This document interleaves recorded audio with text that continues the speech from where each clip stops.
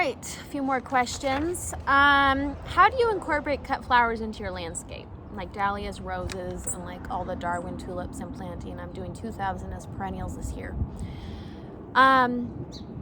So the best time to do it is fall.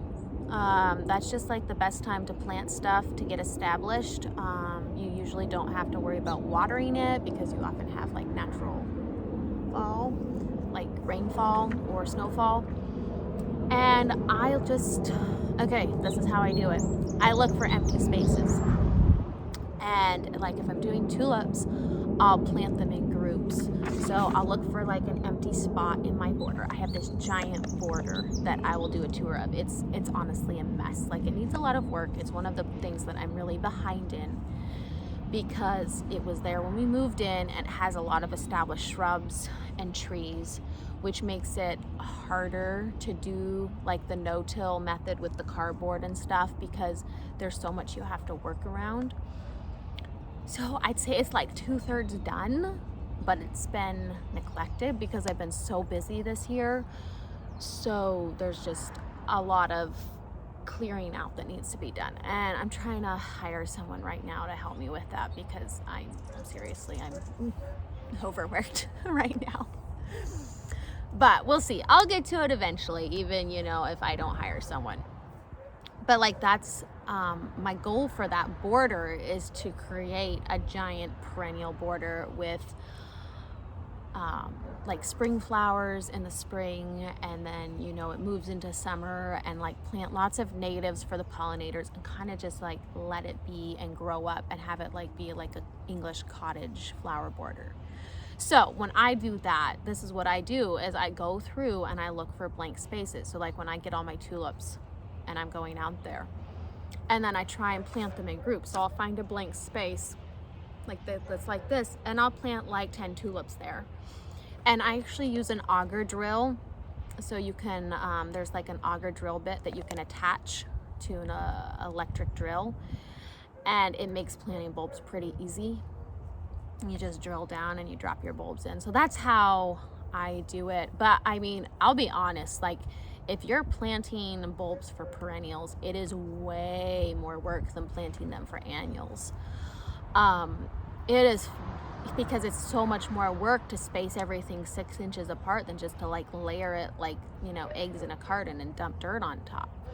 So I already know that planting those 2,000 is going to take probably 3 times as much time as planting the other 8,000 tulips I'm getting, because I'm just doing those all in bulb crates or raised beds, and it's it's work, but it isn't that much work. I mean, except moving the dirt to cover them, that's work. So I look for empty spaces. I generally have like a concept of what I'm going for, and I'll plant like all my shrubs first.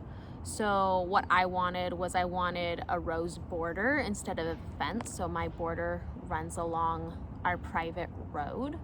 So I planted like last fall and this spring, I planted around 30 roses, I think, and they're all supposed to get to eventually, when they mature, like 4 to 5 feet tall.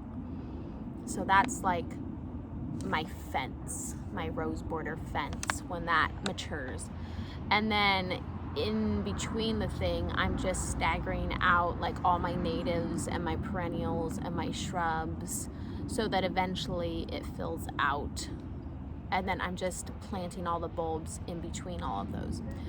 And the thing about bulbs too is that you can plant stuff over them and they'll still come up. Like the key with bulbs, if you want them to perennialize, is you need to let the foliage die down naturally. But that's it. Like they're planted so deep that you can totally plant over them with like an annual or something else that's shallow rooted. And then as that foliage is dying down, you have something else blooming over it so it doesn't look ugly. And that's kind of my plan for that. How do you establish a customer base if you're new to flower farming? That's a good question. That's something that I will get to in the subscription content. But I think if I was going to say one piece of advice, it would be that growing your customer base generally is a steady climb rather than something that happens quickly. And that's not something that I think that should feel frustrating, even though I totally get why it would feel frustrating, because honestly, like if you're jumping straight from like nothing to like say providing for hundreds of customers, you're gonna feel so overwhelmed. Like I would much rather climb slowly and add on more each year than just make this huge jump. Because a lot of it too, like when you're starting out flower farming, I feel like a lot of people haven't figured out what exactly, like which direction they want to go, because there's so many different ones you can do. Like say you go the wedding route, or say you want to just sell directly wholesale, or you want a flower stand, or you want to do farmers markets. Those are like all entirely different directions. And honestly, you grow differently for each of those. So, I mean, I've been fine tuning my own, and also it's not always about the money. Like your time is money too. And I've learned a lot of lessons along the way, and I have purposefully stopped doing things that would have still given me money because it wasn't worth it to me. And I think that those are things that you figure out as you go along, and those are things that I would love to talk about. And I plan on talking about those in the subscription content, because I think those are things that people don't realize are options, if that's the right word. Like you don't have to do everything in order to make a living. Like I really do believe that if you go about it the right way, you can do what you love and be successful.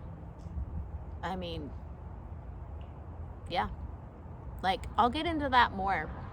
And again, the subscriber content is going to be like, I don't even know how much. I'm like, the number in my head right now is $8 a month. And that's just, honestly, it's really a lot, because a lot of the stuff I'm going to talk about is pretty personal to me. Like in order to tell you why I make all the decisions I make, I have to share more of like my life story and my background and where I come from. And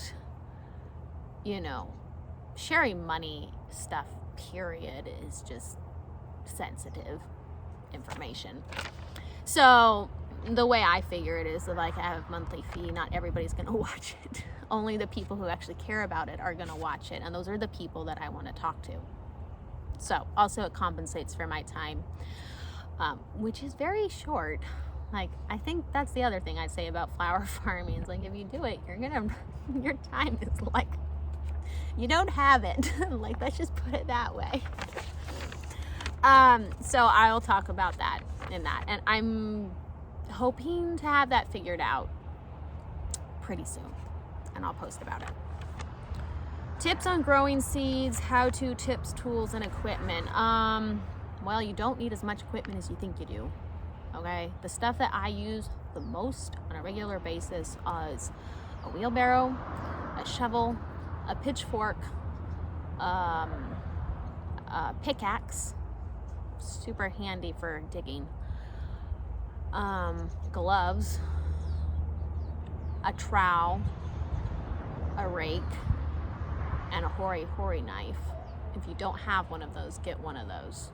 It's basically like a 6-inch long blade with a handle. It's a Japanese tool, and you can just you can use it to plant bulbs. You can use it to dig up weeds. Like, you just like stab it down. It's great. So, but tips on growing seeds. Well, if you're a complete beginner, I have a course. I'll post it below, and it like walks you through everything that you would need to know as a beginner, from like preparing your soil, to growing cut flowers, to making bouquets. I have a bouquet course too, which is separate, but the cut flower course includes the bouquet course. And a community where you have access to ask me questions throughout the whole season. Truck going by.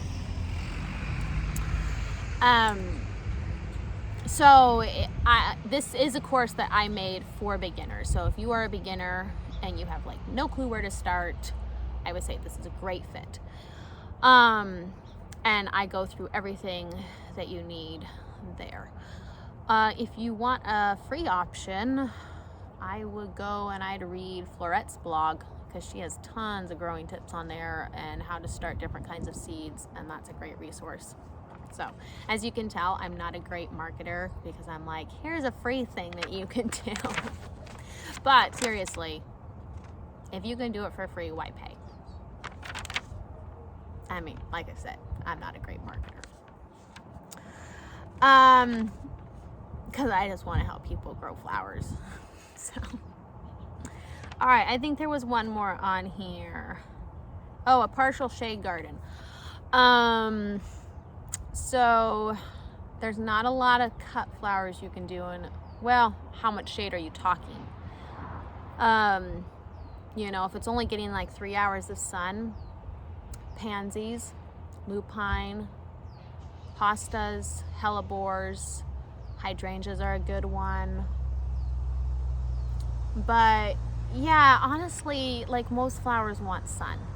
So if you want to grow a cut flower garden, like 4 cut flowers, I'd really recommend that you find a place that has sun. If you're trying to plant a shade border, all the plants I just listed, those are good. Oh, bleeding heart is another one that's great. And astable, that's a good one too. All right, those are all the questions I had for right now.